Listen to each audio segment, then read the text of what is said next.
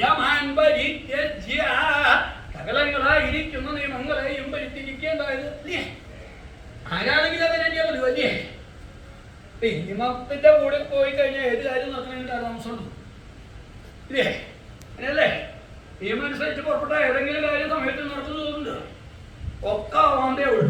അപ്പൊ അങ്ങനെ വരുമ്പോ എന്താ അതിനെ ലംഘിക്കും. അതുകൊണ്ടാണ് ജനങ്ങൾ നിയമം ലംഘിക്കുന്നത് തന്നെ. അവർക്ക് ബോധ്യപ്പെട്ടു തുടങ്ങി ഈ കാര്യത്തിൽ കൂടെ പോയി കഴിഞ്ഞാൽ നടക്കില്ല, കാര്യം വേഗം നടക്കണമെങ്കിൽ ഇതിനെ ലംഘിക്കുകയല്ല വേണം. പറഞ്ഞപ്പോഴാണ് ജനങ്ങൾ അതിന് പുറപ്പെട്ടത് തന്നെ. എന്തിനാണ് നിയമപ്രകാരം പുറപ്പെട്ടു കഴിഞ്ഞാൽ വേണ്ട വിധത്തിൽ കാലത്തിൽ ഒരു കാര്യം നടക്കില്ല മനസ്സിലായി. അങ്ങനെ വരുമ്പോ അതിനെ ലംഘിക്കാനുള്ള ഉത്സാഹം കൂടും. ഇവിടെ അർജുന്റെ അവസ്ഥ തന്നെയാണ്. ഈ 12 സംവത്സരം വനവാസം കഴിയുമ്പോഴേക്കും ആ പാശുപതാസ്ത്രം ലഭിക്കാറാണ്. അതിന് ഭാഗത്തിന് വേണം. അപ്പൊ അങ്ങനെ തോന്നിയപ്പോ തോന്നി മഹർഷിമാരുടെ ഈ നിയമങ്ങളനുസരിച്ച് താൻ തപസ് ചെയ്യാനായിട്ട് പുറപ്പെട്ടു കഴിഞ്ഞാൽ അത് സാധിക്കില്ല എന്ന് ബുദ്ധിമുട്ട്.